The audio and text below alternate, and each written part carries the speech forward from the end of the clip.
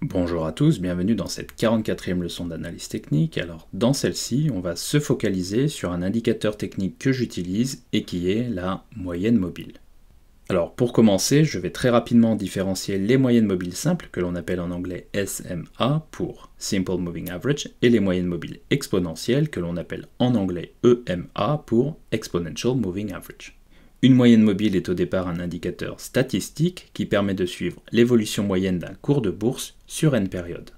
Par exemple, de nombreux traders et investisseurs utilisent les moyennes mobiles simples 20 périodes, 50 périodes et 200 périodes, et donc c'est ce que je vous ai mis ici. Donc on va retrouver la moyenne mobile simple 20 périodes, la moyenne mobile simple 50 périodes et la moyenne mobile simple 200 périodes. Alors 20 périodes correspondent à 20 jours lorsqu'on est en unité de temps journalière comme ici, 20 périodes correspondent à 20 semaines lorsqu'on est en unité de temps hebdomadaire comme ici, et puis 20 périodes correspondent à 20 mois lorsque l'on est en unité de temps mensuelle comme ici. De mon côté, vous savez que j'ai une préférence pour l'analyse graphique à plus long terme, donc de mon côté j'utilise l'unité de temps mensuelle dans mes analyses graphiques, vous le savez si vous suivez mes vidéos. Alors, ce que je vais faire ici, c'est que je vais me concentrer sur la moyenne mobile à 20 périodes, donc moyenne mobile simple à 20 périodes. Donc dans ce cas, l'indicateur prend en compte les cours de clôture des 20 dernières périodes et on rapporte la moyenne, c'est-à-dire le cours de clôture moyen au cours des 20 dernières périodes. On voit par exemple pour Apple que le cours est actuellement de 145 $ et on voit que la moyenne mobile 20 périodes, donc 20 mois, se trouve à 115 $. Donc comme on peut le voir ici, l'idée c'est éventuellement d'attendre un repli sur la moyenne mobile pour passer à l'achat sur le titre. C'est ce qu'on peut voir notamment ici, c'est ce qu'on peut voir également ici, ici, ici, ici, et donc on peut imaginer qu'à un moment le cours puisse se rétracter, venir chercher la moyenne mobile 20 périodes dans ce cas, auquel cas on devrait retrouver un courant acheteur au moins à court terme. Alors je vais remettre les moyennes mobiles simples 50 périodes et 200 périodes. On voit bien ici l'évolution des cours, c'est-à-dire que les cours tirent les moyennes mobiles vers le haut et on voit bien que la tendance à long terme est extrêmement haussière sur le titre Apple. Alors bien entendu, cela ne veut pas dire qu'il faille absolument acheter le titre Apple puisque la tendance est haussière, ça veut simplement dire que la tendance de fond à très long terme est haussière. C'est l'information que nous donnent les moyennes mobiles. Donc pour répondre à la question à quoi servent les moyennes mobiles servent tout simplement à nous donner la tendance des n dernières périodes. Donc n dernières périodes, bien entendu, ça dépend de la moyenne mobile que vous utilisez, ça peut être une 20 périodes, une 50 périodes ou une 200 périodes comme ici par exemple. Alors au niveau de la tendance, les moyennes mobiles vont nous indiquer si la tendance est haussière, si elle est baissière ou si elle est neutre. Donc ce que je vais faire, c'est que je vais zoomer sur l'unité de temps journalière pour vous montrer ce qu'est une tendance neutre.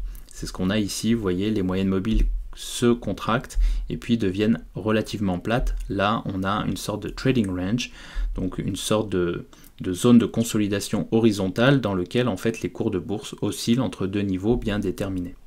Lorsque les cours de bourse évoluent au-dessus des moyennes mobiles et lorsque les moyennes mobiles s'écartent les unes par rapport aux autres, comme ici, on le voit bien sur les trois moyennes mobiles ici, on est dans une tendance haussière. Lorsque le cours de bourse repasse sous les moyennes mobiles, comme ici, et puis lorsque les moyennes mobiles se contractent, comme ici, la tendance est relativement baissière. Donc, je vais me placer en unité de temps hebdomadaire. On peut voir que la moyenne mobile de 100 périodes fonctionne extrêmement bien sur le cours d'Apple en unité de temps hebdomadaire. Vous voyez qu'ici, on a une zone d'achat, une deuxième zone d'achat ici, et puis une troisième zone d'achat ici. On voit que lorsque l'ascension est plus dynamique, les cours ne reviennent pas chercher la moyenne mobile de 100 périodes. Alors, on peut utiliser des moyennes mobiles simples, comme ici, ou bien on peut utiliser des moyennes mobiles exponentielles, c'est ce que je vais vous montrer tout de suite. Donc je vais remplacer les moyennes mobiles simples par des moyennes mobiles exponentielles, donc moyenne mobile exponentielle 20 périodes, moyenne mobile exponentielle à 50 périodes et moyenne mobile exponentielle 200 périodes. Donc vous voyez, je les ai matérialisés de manière légèrement différente, donc avec des croix pour qu'on puisse les comparer juste après. Dans ce deuxième cas, donc dans le cas des moyennes mobiles exponentielles, et on va se focaliser uniquement sur la moyenne mobile exponentielle 20 périodes, l'indicateur va prendre en compte les 20 derniers cours de clôture, mais de manière pondérée, c'est-à-dire en accordant davantage de poids aux dernières clôtures. Ainsi, la moyenne mobile répond plus rapidement aux changements de tendance. C'est ce qu'on peut voir lorsqu'on compare la moyenne mobile simple 20 périodes à la moyenne mobile exponentielle 20 périodes. Donc je vais zoomer un petit peu, je vais me déplacer pour vous montrer ce que ça donne. On voit ici la moyenne mobile simple 20 périodes, donc la ligne bleue, et puis on voit ici la moyenne mobile exponentielle 20 périodes avec des croix. On voit ici que les points bas sont toujours plus proches en tout cas du point bas de la moyenne mobile exponentielle 20 périodes et non de la moyenne mobile simple. Alors si on se focalise maintenant sur les moyennes mobiles 50 périodes, donc d'un côté la moyenne mobile simple 50 périodes qui est la ligne Bordeaux, et puis la moyenne mobile exponentielle 50 périodes qui est la ligne avec les croix, donc toujours en Bordeaux, on voit également que les cours de bourse font toujours des points bas à proximité de la moyenne mobile exponentielle. Donc c'est pas vraiment le cas ici, on voit que les deux en fait ont un point bas quasiment similaire. On voit ici que c'est le cas, pourquoi? Parce que la moyenne mobile exponentielle est beaucoup plus dynamique.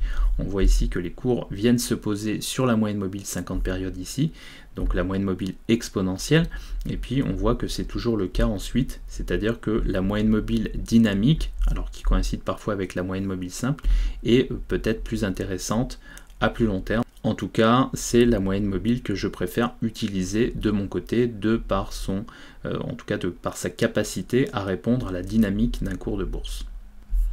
Alors pour terminer ici avec le comparatif des deux moyennes mobiles, on va regarder les moyennes mobiles 200 périodes, donc je vais les mettre ici, voilà, et on voit que, alors on va remettre ça ici, alors on voit que la 200 périodes ici est une moyenne mobile qui est moins utile puisque les cours de bourse viennent moins chercher cette moyenne mobile, en tout cas en unité de temps mensuelle.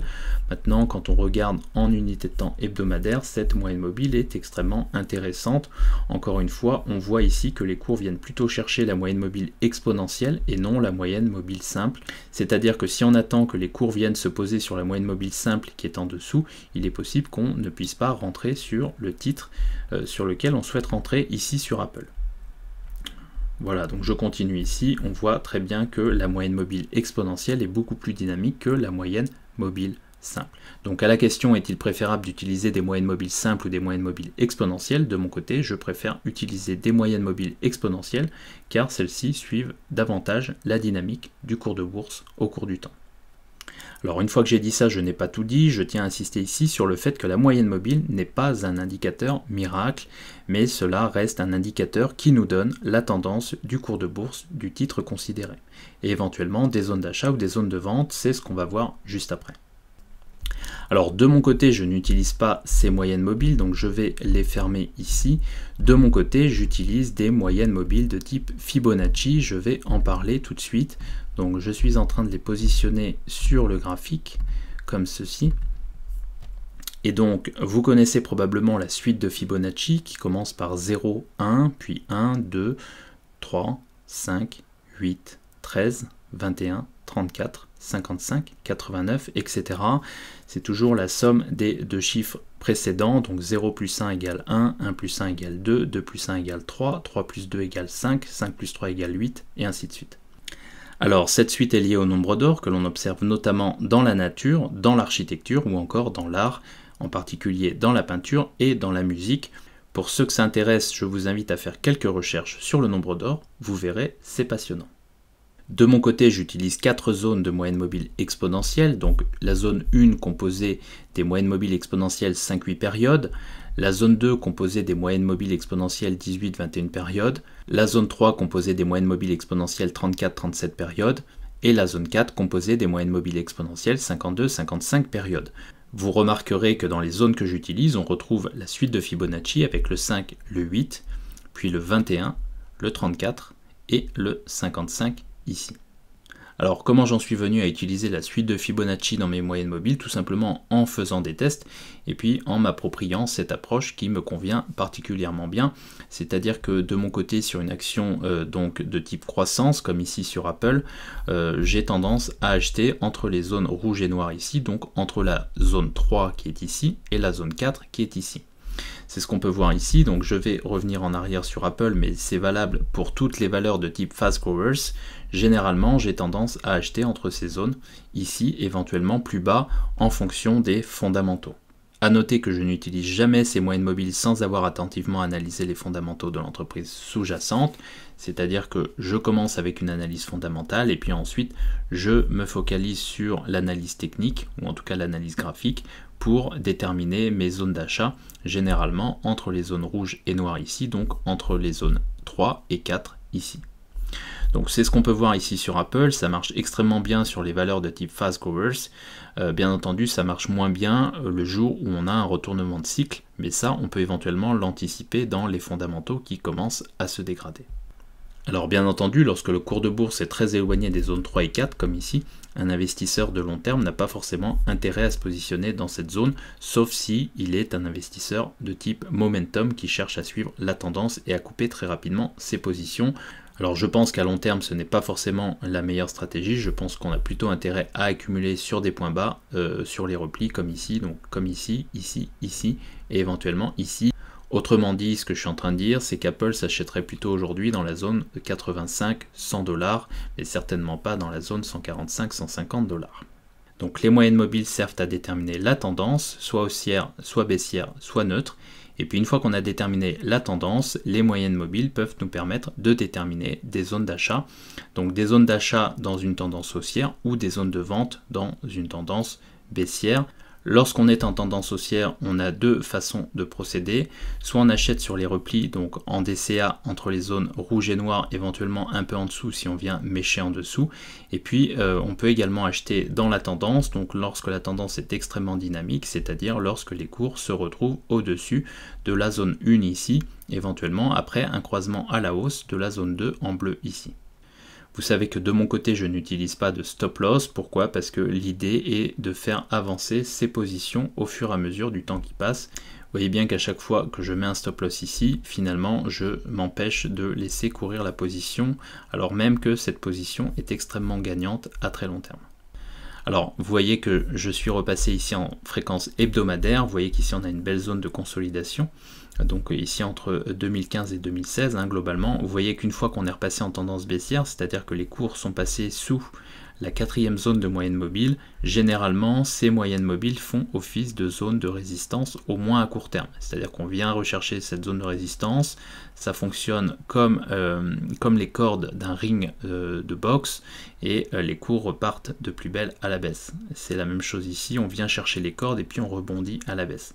Et donc généralement, il faut du temps avant que les cours parviennent à repasser au-dessus de ces cordes, entre guillemets, donc de ces moyennes mobiles. Et vous voyez qu'ici, on a une zone de résistance ici, une zone de résistance ici, et puis cette zone de résistance devient zone de support ici. On a donc une inversion de polarité, et là, on peut partir du principe que la tendance va reprendre de plus belle. Bien entendu, il peut y avoir de la volatilité autour des points d'entrée, comme autour des points de sortie. Vous voyez que les points d'entrée se construisent sur plusieurs mois, c'est ce qu'on voit ici, ici, et ici. Et donc je pense qu'il est important de construire ces positions par palier lorsque l'on procède comme ça par des entrées contrariennes, donc c'est-à-dire lorsque le cours de bourse se replie. Pour terminer avec cette vidéo, je dirais à ceux qui débutent qu'il est important d'essayer plusieurs types de moyennes mobiles au début, donc les moyennes mobiles simples d'un côté et les moyennes mobiles exponentielles de l'autre, pour voir le type qui convient le mieux à votre approche. On gardera à l'esprit qu'un trader n'utilisera pas forcément les mêmes moyennes mobiles qu'un investisseur à long terme.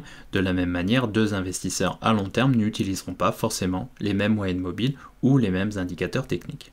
Une fois que vous aurez trouvé le type de moyenne mobile qui vous convient, je pense qu'il est important de conserver ce type de moyenne mobile.